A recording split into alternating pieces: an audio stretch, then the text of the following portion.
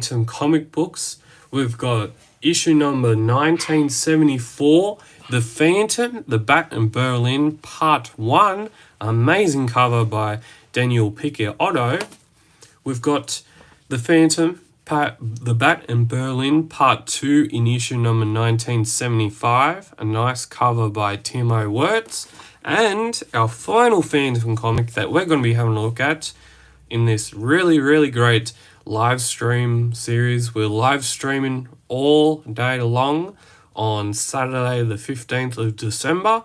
We've got the last comic, issue number 1976, The Phantom, The Highway Robbers, and Operation Domino, The Buccaneers, Chapter 2.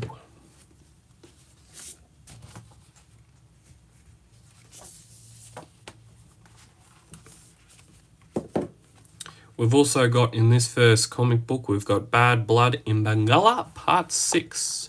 So I hope you enjoy looking. If you're on the live comic book review, if you're watching this live, I hope you enjoy these comic book reviews of these three really great comic books. We're going to be doing heaps more. We've got 3 more live comic book reviews to go for today and for this year, and it's going to be really awesome.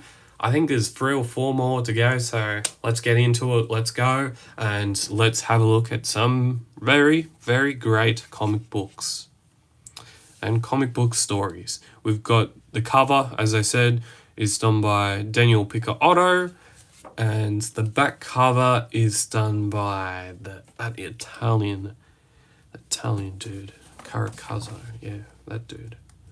We'll have a look inside here. Front cover art by Daniel Picciotto, but it doesn't necessarily say what the back cover was done by.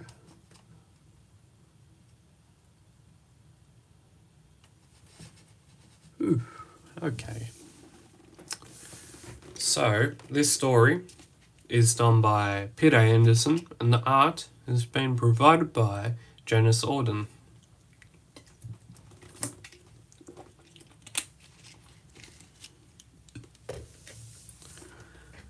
And this story, the first part, it just goes really fast. It goes real fast. But I love how they've done this first page as like an introduction. It really does feel like reading an old film, looking at an old film, watching an old film, and just sets the scene real good. It's like you are looking and watching an old film go by, and it's going like the little scratching and the like graininess in the background where the coal's getting burnt, and it's going flick. And then when you open it, there's like old jazz music playing in the background. Like something like that. And it really opens really fast. Pardon me. Opens real fast. And there's this guy who is stealing from the art gallery, and the 2 security guards don't really know what they're doing. They just wanting to go back into their little hut and eat donuts. Donuts are good, but not when you're trying to protect art. No, not for that. A couple of hours later, after the art gallery theft, a guy says, "Take me to the guards. Thank you for coming so quickly. I am Udo Becker, owner of this gallery. I am owner of this gallery, but really doesn't have a really good sense of what's actually just happened." Then he says, "I'm Chief Inspector Scroder. I'm Chief Inspector Scroder. You'd be talking a bit like that. I understand one of you saw the men who stole the paintings. They'll be all right. They were just drugged. Yes, I saw them. 3 men. One of them was that infamous art thief I've read about in the news, Dive Ledmos. The bat? There is no such figure. The drug must have made you hallucinate. I wonder if he has anything to do with it. No, I saw him. He was masked and wore a pair of bat wings. I saw him before they shot me with that dart. He wasn't hallucinating, Rebecca. Diapholida exists. There are several witnesses. The pattern is the same. And being an art lover myself, I can assure you that I'll do my very best to catch this mysterious thief. And then one of the other wealthy persons says, "Oh, it's wonderful, marvelous. I agree, min bro, Flo. It's grandisky. A grambruskay, you'll say. Nin min Flo. Grandisky. Very, very famous. Very, very, very expensive. Oh, I like it. When they're famous and expensive. I like the Gandalfini. Oh, who's made this one? It's absolutely breathtakingly stunning. I'm glad I'm here. Hear that, mean Fro. It's by an up-and-coming young artist called Malika. Believe it or not, the Malika is the daughter of the Lonago chief. Is that a town in Africa? Lonago is a tribe in Bengala. Malika studied art and now pursuing a successful career here in Europe. And she's actually here tonight. She's here? Ooh, I'll have to meet her.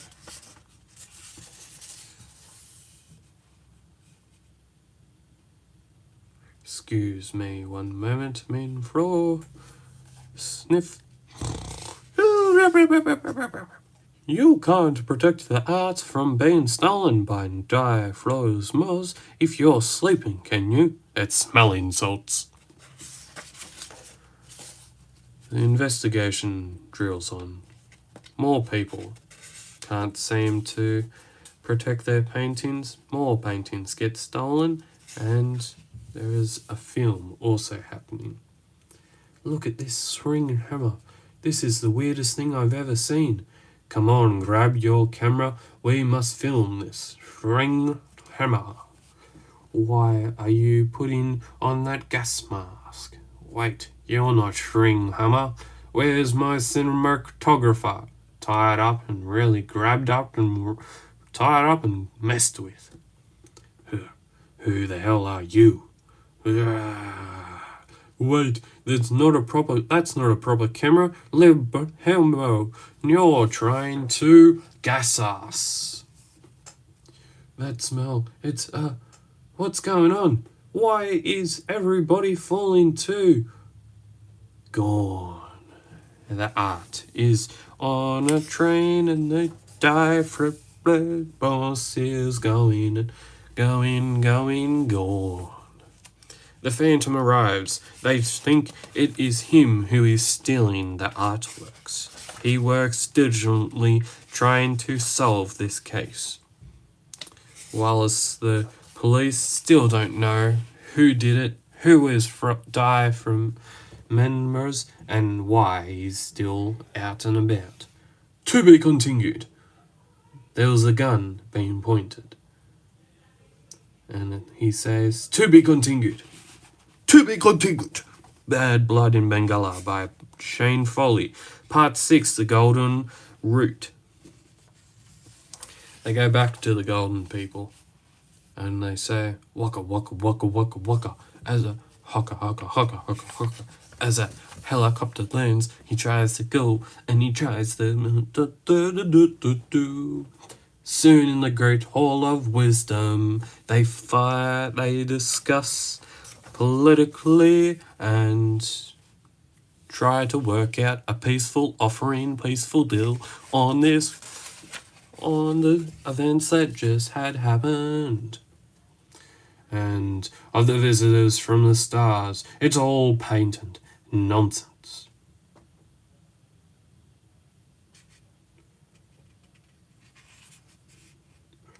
Everyone, every tribe below has had to learn that. Now it is your turn, uncomfortable as it may be. I have further counsel from the chiefs of the jungle below. It is a hard truth they have discovered, often to their dismay, that you cannot lock up your children from the new ideas.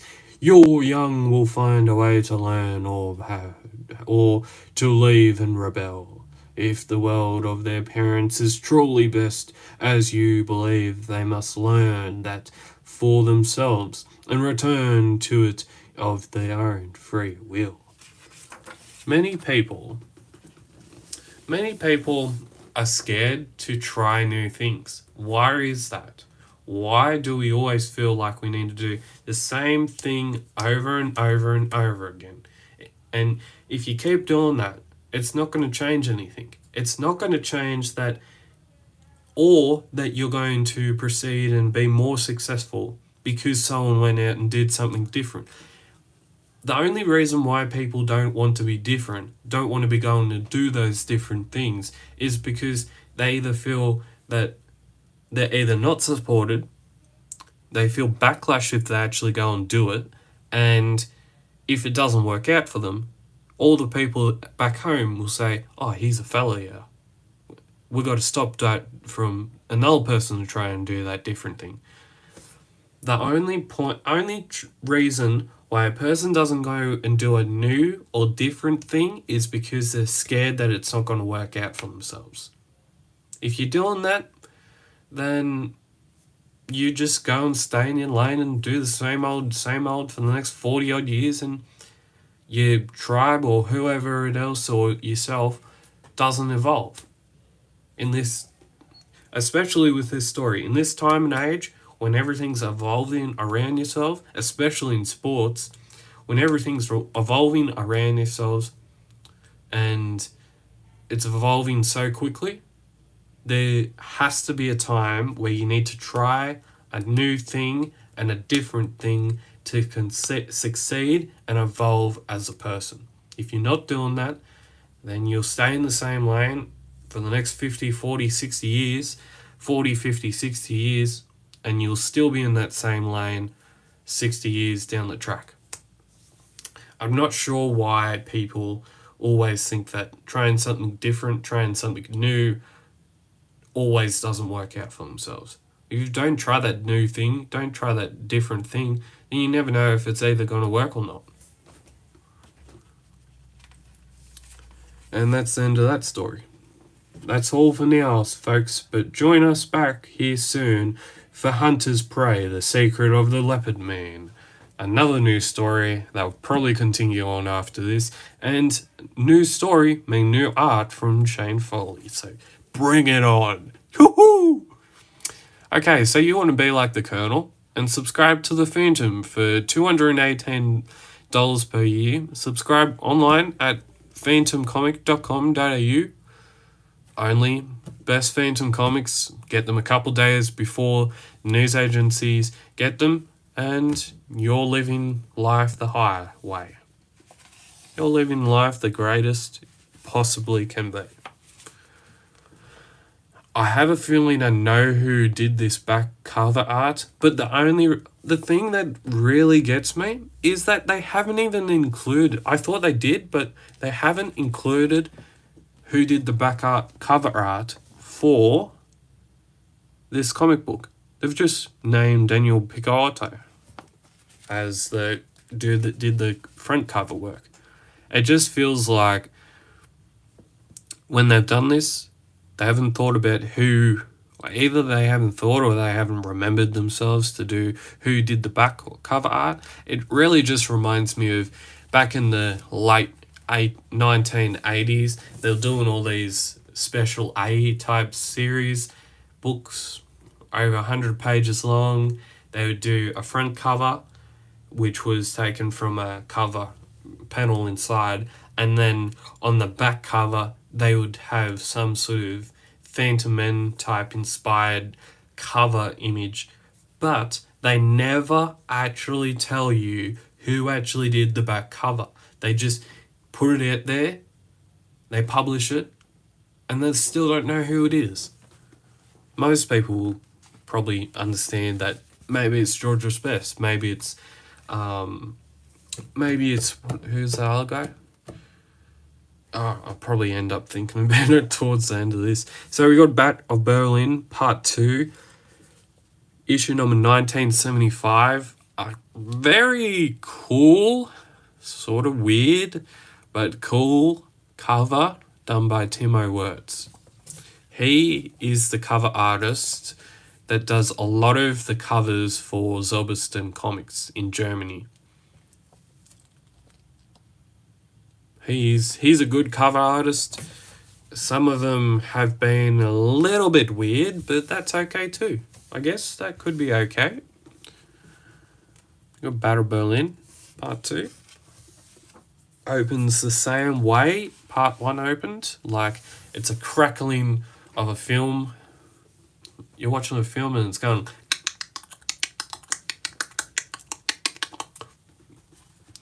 Yeah.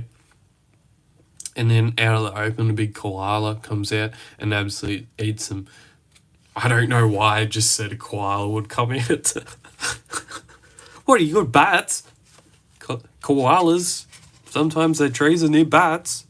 They're near caves. No, they're not, Brad. You live in Australia. You should know a lot more about koalas than you should be talking about them. Okay, we got Battle of Berlin number 2, Part 2. The writer is Peter Anderson again, and the art is Janice Auden. I liked this part more than the other one. The other one thought like it was going 0 to 60 in like 1.2 seconds. It's like it was driving a Bugatti Veyron and it was going 0 to 0 in 500 milliseconds. It was going that fast, it didn't even know how much faster it was going. It may have been going 300 kilometers per hour and absolutely clocking the gas out of it, clocking the tires out of it. Ooh, those tires are absolutely ripping through that tread. Ripping through that grip. And the Phantom says, "You missed. Where are you, you ghost? Show yourselves. Show yourself. Right here. I'm right here. Min, Gott? Gott? Who are you? What are you? I'm the one who's going to put you behind bars. Really? Well, I don't think so, Min Freyand. Because I'm going to put a bullet right between your two eyes." I wouldn't think so, mate. Donnerwetter, I dropped my gun, but that's not gonna stop me. I guess I better get out of here. I better stop you. You get out. Can't get away. He gets out. The lady absolutely thonks him and says, "Ha! Crack! Bong bang!" The Phantom comes back and says, "I don't want any unconscious weirdos. Any unconscious weirdos in my car. Get that man out of, and don't. But if I give you this, I bet you'll accept just about any guests in your taxi. But I don't want," here's the thing, "I don't want any weird, costumed, unconscious people in my taxi. That taxi driver has standards, people. He had standards." It's like thinking like he's the Mick Molloy of taxi drivers. He's the Mick Molloy of standards. Yes. If you don't know what I'm talking about, look at clips from the front bar.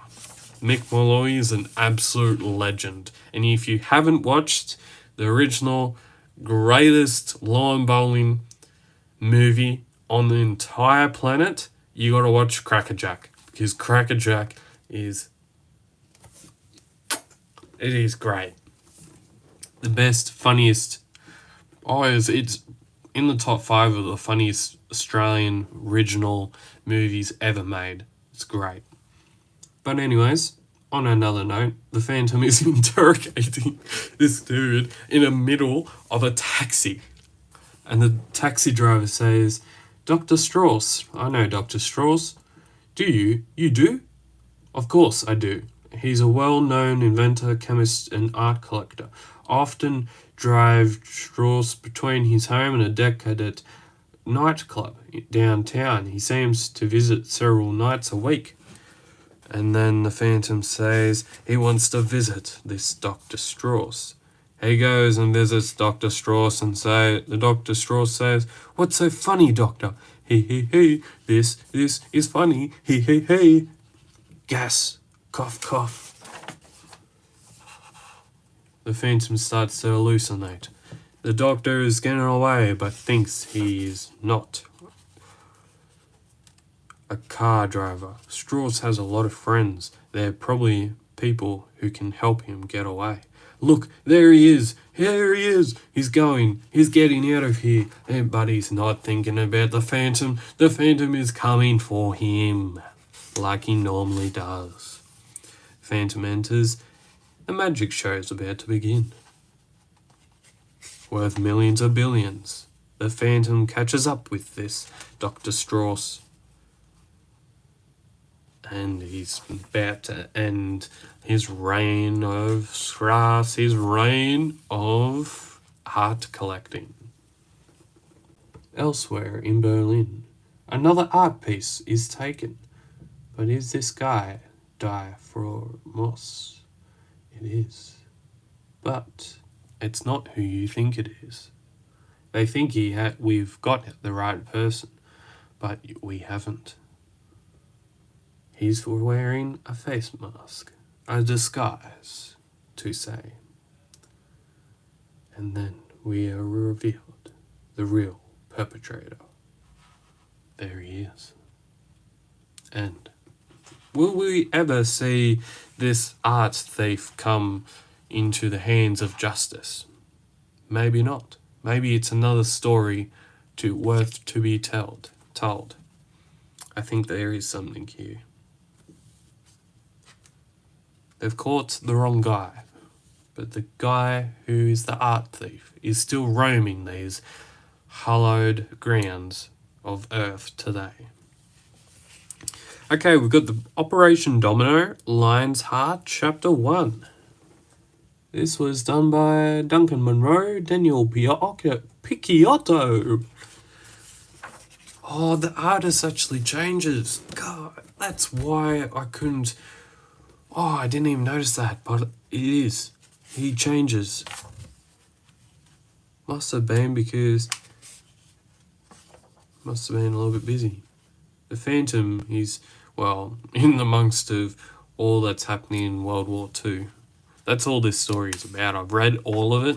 I ended up reading, I think, 3 or 4 Phantom comics in the last week or so. And this story, it looks like it's going a little fast, but I assure you, it gets better. It gets better. Duncan Munro's story, new story, it's getting better. I swear to you. When I was reading that story, it was going a little bit too quick for me.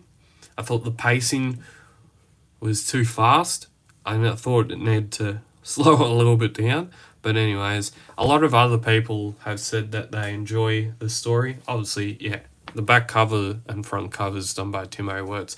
A lot of people have said that they loved the story. Me beginning at it, in its beginnings, early days, I thought it was going a little bit too fast. The Highway Robbers, issue number 1976, The Phantom, The Highway Robbers, and Operation Domino, The Buccaneers, Chapter 2.